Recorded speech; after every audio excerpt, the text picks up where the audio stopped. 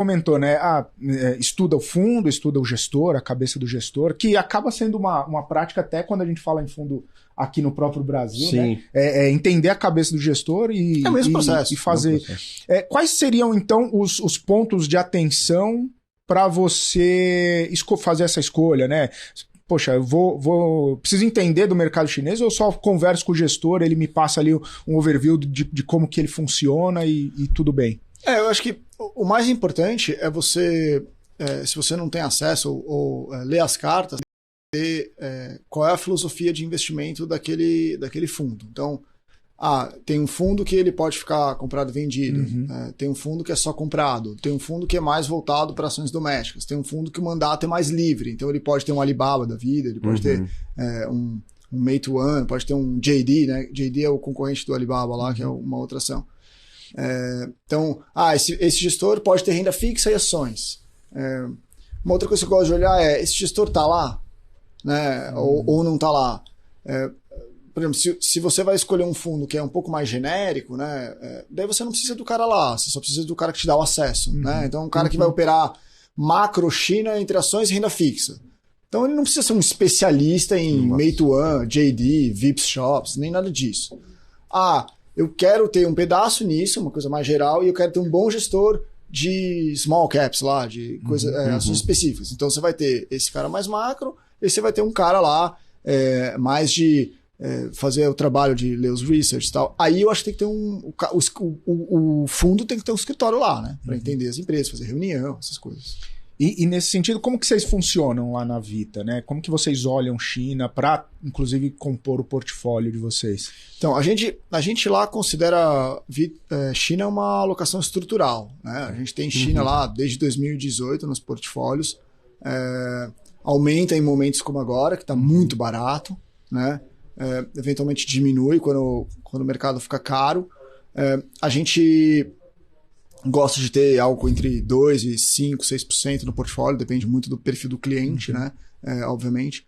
E daí a gente tem o nosso time lá, a gente tem um time de produtos que basicamente entrevista os gestores. Então, liga nos Estados Unidos, enfim, a gente tem bastante contato até porque os meus sócios também têm o mesmo background que eu, então a gente consegue acesso a basicamente qualquer gestor, né? No Brasil ou lá fora. Então a gente liga, conversa, entende a cabeça e etc. E aí nessa alocação global, faz aquela pergunta receita de bolo, hein? Eu sei que às vezes não é muito legal responder pergunta assim, porque depende de cada cliente e de cada risco, claro, né? Mas assim, vai em linhas gerais, você falou em 5% China, né?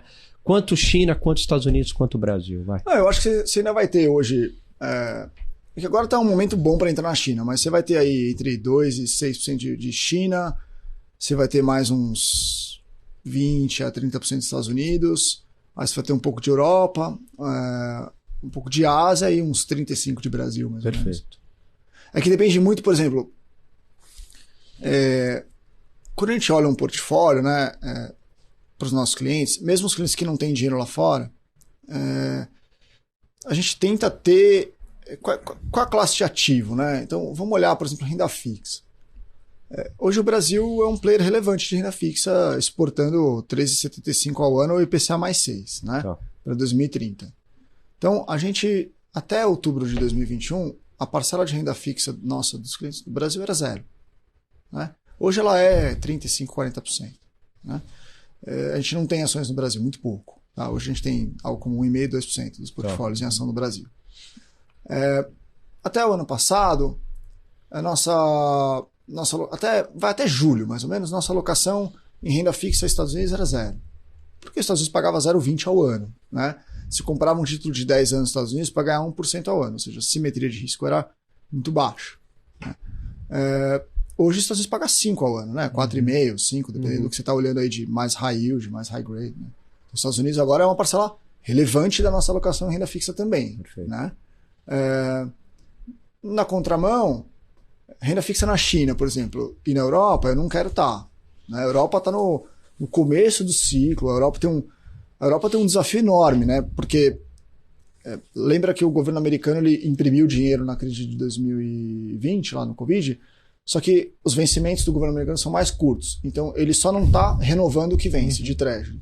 Tá. A Europa comprou bonds corporativos longos. Então ela vai ter que ir no mercado, o Banco Central Europeu, para tirar dinheiro da economia, vai ter que ir lá e vender os bonds. Então você vai dar um. A gente acha que vai ter um problema meio estrutural ali de renda fixa, né? Então a Europa está num ciclo ainda de renda fixa que a gente não quer estar.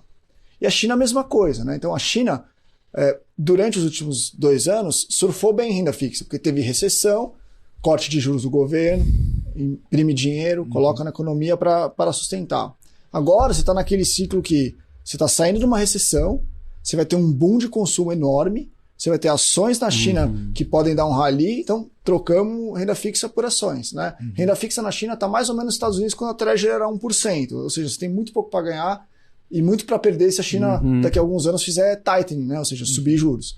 Então, quando a gente fala de percentual de cada país no portfólio, também depende um pouco de qual é o momento daquele país, né? Então, hoje nos Estados Unidos, a parte de renda fixa está um pouco mais relevante do que a parte de equities, por exemplo. A gente ainda acha que tem muita água aí nesse... Dá para corrigir ainda mais? Dá, entendeu? Eu estou muito mais confortável em ter ações na China do que nos Estados Unidos, por exemplo, hoje, dado onde a gente está no ciclo, né?